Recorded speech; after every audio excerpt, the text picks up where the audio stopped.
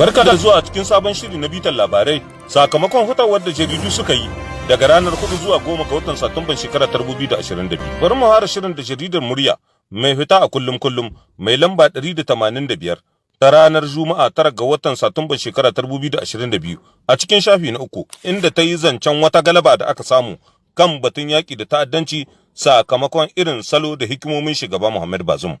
A cewar jaridar, wannan kusan shine sakamakon farko na ita wannan fasaha ta sulhunta al'amura ta hanyar tattaunawa kamar yadda shugaba Muhammad Bazoum ya shayin kira, wanda gashi an girbi sakamakon a baya-bayan nan da aka sako ba Amurka da aka yi garkuwa da ita Julian Tennyson. Kamar yadda wani ƙwararre a kan sha'anin ƙungiyoyin masu ikirarin jihadi Wasim Nasir ya ruwaito ta hanyar jaridar Muryar Nijar cewa a sakamakon tattaunawar da mahukuntan jamhuriyar Nijar suka yi, an samu nasarar kubutar da ba Amurka Julian Tennyson da 'yan ta'adda suka yi garkuwa da ita a can cikin ƙasar Burkina Faso. Dangane da jaridar La Rue de l'Histoire mai lamba 1122 ta ranar 8 ga watan Satumban shekara 2022 a shafi na 5,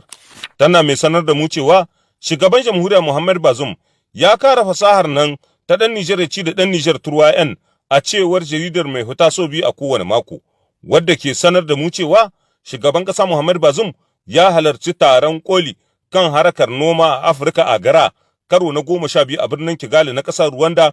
a ranar Laraba 7 ga watan Satumban shekara 2022. Taron, wanda ya haɗa shugabannin ƙasashe da dama da gwamnatoci na Afirka, taro ne na shugabannin da suke ƙoƙarin shayo kan yanayin da noma ke fuskanta a nahiyar. A yayin wannan taron, masu ruwa da tsaki sun yi tunani kan sabbin hanyoyin magance matsalar yunwa a shekaru masu zuwa. A wannan karon, wani babban kwamiti ya taru a kan teburi ɗaya da shugabannin ƙasashe da na gwamnatoci da dama, ciki har da shugaban ƙasa Muhammad Bazoum. A gaban takwarorinsa da ƙwararru kan harkokin noma, shugaban ƙasar ya yi wa mahalarta taron ƙarin haske kan matakan da aka ɗauka a jamhuriyar Nijar domin bunƙasa noma da samar da cimaka a jamhuriyar Nijar. Tsarin ayyuka na shekarar 2021-2025 da ke kunshe a cikin fasahar ɗan Nijar ci da ɗan Nijar turwa 'yan na aiwatar da tasawirar canjin tsarin samar da cimaka ta hanyar sarrafa ta. A cikin wannan muhallin ne nake da jigogi da matakan aiwatarwa, in ji shugaba Muhammad Bazoum.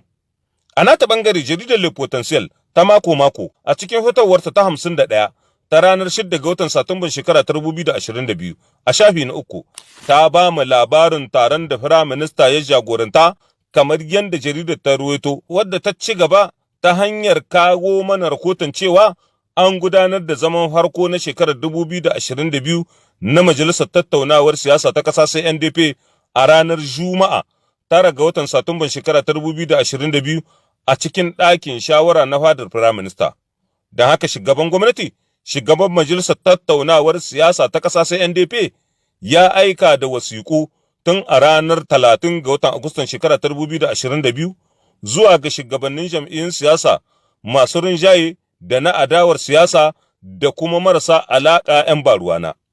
Akan ajandar wannan zama dai, kamar yadda aka yi nuni a cikin wasiƙun da Firaministan ƙasar ya aike, za a yi bayanai kan yanayin tsaron ƙasar da bayanai kan zaben 'yan Nijar a ƙasashen ƙetare da dai sauransu. Bisa la'akari da dacewar abubuwan da ke cikin ajandar taron, musamman batun tsaro da ke ci gaba da ɗaukar hankalin al'ummar Nijar, tabbas 'yan adawar siyasar za su nuna cewa lalle su ma akwai nauyin da ke rataya a wuyansu, don haka wajibinsa ne na su halarci wannan taron, in ji jaridar. L'Independent Police mai lamba 315 ta ranar 7 ga watan Satumban shekara 2022 a shafi na 2 batun ilimi ne ta yi,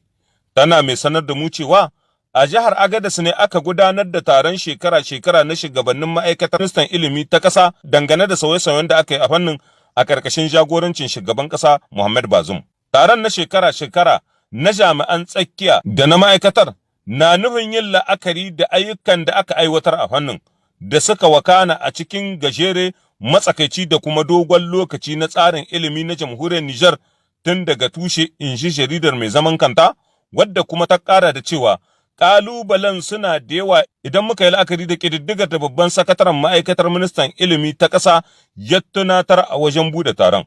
A cewar shirin na wucin gadi kan ilimi da horarwa PTSF fiye da kashi 54 cikin 100 na 'yan Nijar 'yan ƙasa ga shekaru 15 ne, yayin da aka ƙiyasta yawansu ya kai miliyan 24, wato kusan yara 850 ne za su je cikin azuzuwan farko sai a farkon shekarar karatun boko ta 2022-2023 mai shirin kamawa, in ji Zaidan Muhammad. Bikin bayar da lambar yabo ta ƙwararru da cancanta ga mafi kyawun ɗalibai da kuma ƙwararrun malamai, wanda gidauniyar Nur tare da haɗin gwiwar ma'aikatar ministan ilimi da na horarwa domin haɓaka ci gaban ilimi, shine taken labarin da jaridar Niger Times ta wallafo a cikin fitowarta ta 223 ta ranar 8 ga watan Satumban shekara ta 2022 a cikin shafi na 3.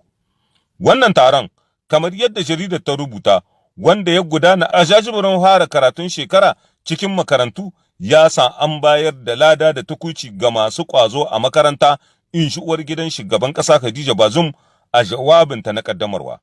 Hakika Niger Times ta ci gaba da sanar da mu cewa ƙwararrun ɗalibai 113 da ƙwararrun malamai 32 a sassa daban-daban ne suka samu kyaututtuka da suka ƙumshi kayan aiki iri-iri da suka haɗa da na'ura mai ƙwaƙwalwa, kayan makaranta da takardun shaidar lalle sun nuna ƙwazo sun kuma cancanta.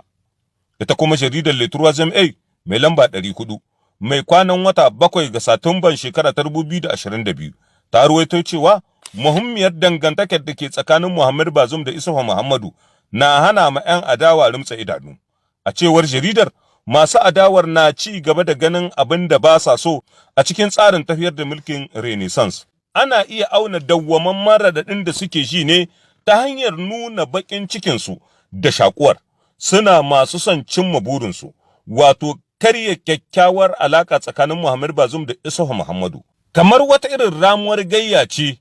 da mayyan masu adawa da jam'iyyar PNDS tarayya suka kwashe watanni da dama suna yi, ko kuma ma tsawon shekaru. Don fahimtar yadda batun yake, in ji Le Troisième Œil, sai an koma a jamhuriya ta biyar, wato a lokacin da Tanja Mamadu da Hamma Ahmadu ke shugabantar ƙasar. 'Yan biyun, kamar yadda magoya bayan su ke son kiransu, sun kai ga miƙa wuya ga ƙudurin rashin amincewa da ya lashe ya kuma yi awon gaba da gwamnatin Hamma Ahmadu a shekarar 2007, duk da rinjayenta marasa rai da take takama da shi can baya. Abin da ya biyo baya ya kasance mai ban mamaki ga shugaban MNSD, to waya irin nasu jahilcin hakan ta faru tsakanin Bazum Muhammad da Isuhu. To fa abin lura a nan, tasa ba ɗaya da ta saniya ba, kuma inda wani ya yi rawa aka taɓa masa, wani in ya yi sai an ba shi kashi. A nata ɓangare Niyya Info mai fita a mako-mako, a cikin fitowarta ta 122 ta ranar 8 ga watan Satumba shekara 2022, a shafi na 6, ta rubuta wannan kalma, tana mai cewa ga ladanancinmu na wannan mako. Cewar bayanin na Niyya, ladan na son mamaye wani fili ko fagen da ba a yi saboda shi ba. Na son nuna wai shi mai ra'ayin kyamar turawan mulkin mallaka ne, ko kuma son nuna cewa ya iya yin aikin da ƙungiyoyin farar hula ke yi. Kai jama'a, ba haka abin yake ba, kamar yadda yake bayyanawa. Ba shi da alaƙa da mutane irin su Musa Cangar ko Nuhu Arzika, waɗanda suka sadaukar da rayuwarsu kan gwagwarmaya da yin fafatuka, ganin cewa shugaban ƙasa Muhammad Bazum, wanda yana ma sauraron su, kuma yana ƙoƙari da yin la'akari da abin da suke wanda ya yi daidai da gaskiya. Ma'anar rayuwar duniya, ba wai tana nuhin in ba ni ba, kawai kowa bai isa ba, Allah ɗaya ya kai can, amma ba wani kyakyabutu ba. Me yasa ladan ke son taka rawa a cikin wannan wasan barkwanci da bai dace da shi ba? Ya koma wani cali-cali, abin na ba da mamaki Injiniya Info, wadda kuma ta jaddada cewa ladan ne dai wanda bai shakku ko ɗai, ballantana yin ƙasa a gwiwa wajen sadaukar da abokinsa na tun yarinta Hamma Ahmadu, wanda ya fi zama kusa da shi, ya tashi ya bar shi, ya amshi tayin da aka yi masa na mukamin ministan ƙasa, ministar deta. Da tana nufin a yanzu dai mukamin baya nan, amma za mu iya ƙwanƙwasa ƙofar harabar gidan da za mu roƙi shugaba Bazum ya naɗa shi minista a wani wuri, wataƙila zai rage ɓaɓatu, mu ya bar mana maganganunsa irin na rashin hankali, amma kuma muna son ƙasar mu, in ji jaridar. Hujja ita ke yanke jayayya, shi ne taken da jaridar Niger Enter Abdo a cikin fitowarta ta 78 ta ranar 5 ga watan Satumban shekara ta 2022 a shafi na 2 ta yi. A cewar jaridar, A al'adar aikin jarida a jamhuriyar Nijar, yanayin yada labaran ƙarya ya zama ruwan dare. Alhali kuwa a cikin wannan sana'a mai ɗimbin daraja, idan akwai ƙa'idar da tabbata wannan tambari na kimiyyar aiki, wannan shine.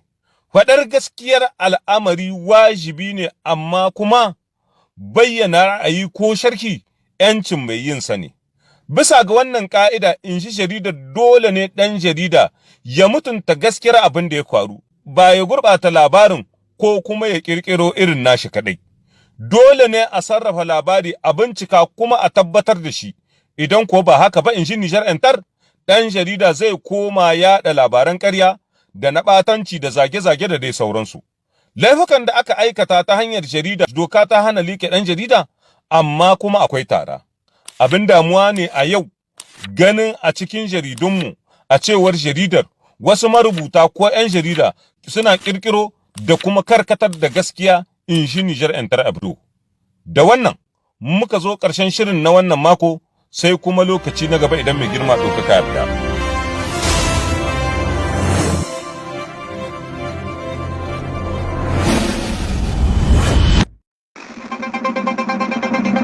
Za mu soma sharhin jaridun na wannan mako mai karewa ne da jaridar Le Matinal, wadda ta rubuto a shafinta na farko cewa har zuwa ranar 4 ga wannan watan na Septamba shekara ta 2022, ta'adin da ambaliyar ruwa suka yi a fadin ƙasa ta dalilin ruwan sama da ake ta shatatawa kama da bakin kwarya ya kai mutane 103 da suka mutu. 74 daga cikinsu sun mutu ne ta dalilin rubutawar ɗakunansu na kwana, yayin da 29 kuma ruwa ne suka yi awon gaba da su, kamar da yadda ƙididdiga ta bayanai da babbar ma'aikatar da ke kula da bada kariya ga farar hula DGPC a takaice ta wallafa. Sakamakon ya nuna yankin Maradi shine abin ya fi shafa, inda suka rasa mutane 42, sai yankin Zandar da ya rasa mutane 27. Sabon sakamakon bala'in na ambaliyar ruwan ya nuna cewa mutane 125 ne suka samu raunuka, gidaje 14,720 ne suka ruguje, da ɗakunan dabi ko bukkoki 1,011 su ma suka salwanta, in shi jaridar Le Matinal. Sai jaridar Le Courrier wadda ta rubuto cewa yanzu haka ana nan ana shirin wata gagarumar haɗaka don goyawa shugaban ƙasa Muhammad Bazoum baya. Jaridar Le Courrier ta ci gaba da cewa wata majiya mai tushe ta labarta mata cewa za a samu wani gagarumin sauyi ta fannin siyasa don kawo ƙarshen hazo da ya taso a cikin siyasar ƙasar ta Nijar a 'yan kwanakin baya-bayan nan. Majiyoyin masu tushe sun shaidawa jaridar Le Courrier cewa magoya bayan 'yan siyasa na bangaren masu rinjaye da ma na adawa, kai har ma da wasu 'yan kungiyoyin farar hula sun gamu sun haɗa hannu don ganin yadda za su yi labule na kare demokradiyya da jamhuriya don kaucewa fadawa cikin wani hali na tsaka mai wuya, in ji jaridar Le Courrier. Sai kuma jaridar Le Monde d'Aujourd'hui wadda ta rubuto cewa dangane da wanda zai zama sarkin birnin Gaure ko birnin Bayero a yankin Boboi, ana zargin Hasimi Musa'udu yana son ya ga kawunsa ya ɗare kan masarautar ta Boboi. Jaridar Le Monde d'Aujourd'hui ta ci gaba da cewa majiyoyi da yawa daga ƙauyen na Boboi na ganin akwai hannun Hasimi Musa'udu cikin lamarin sarautar ta Boboi, inda suke zargin sa da tirsasawa masu garuruwa masu zaben sarki, waɗanda ma aka kawo wasunsu a nan birnin Yamai, aka keɓe su wani wuri kamun ranar 10 ga watan nan na Septamba da aka gudanar da zaben sarkin. Sai jaridar Lanketor wadda ta rubuto cewa ganin irin yadda ake aikata hali irin na 'yan mafiya wajen sai da cimaka a kan farashi mai rahusa, reshen jam'iyyar PNDS tarayya na ɗan Candu sun tada hankalin mayar Bashiru Musa tun dai daga lokacin da sashen binciken bai ɗaya na hukumar da ke kula da ƙananan hukumomi IGAT a takaice ta gano miyagun ayyukan ba daidai ba wajen sayar da cimaka kan farashi mai rahusa. Ma'aikatar ministan cikin gida ta ƙudiri aniyar korar magaddan garuruwa da suka yi ba daidai ba, ta mika aikin ga shugabannin ƙananan hukumomi prefe. Sai dai jaridar ta ce wannan mataki da ma'aikatar ta ministan cikin gida ta ɗauka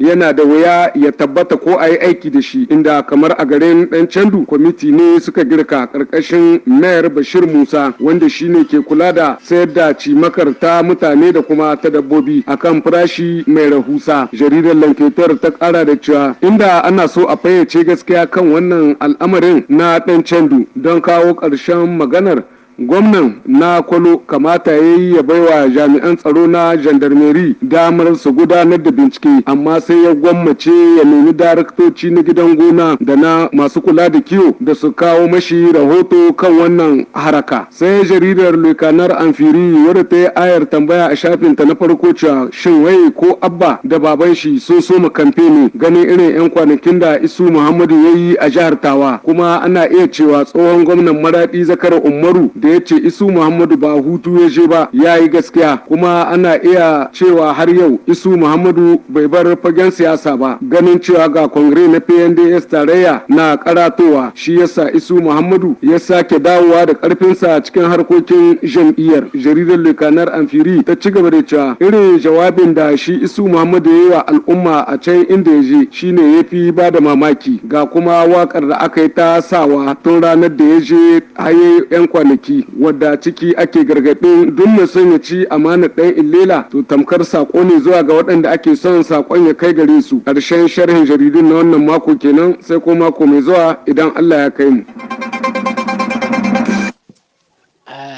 haka oui kudu kuna saurara wannan za ku ɗauki wannan lamba ku yi plus 227 sannan ku yi 92 05 20 44.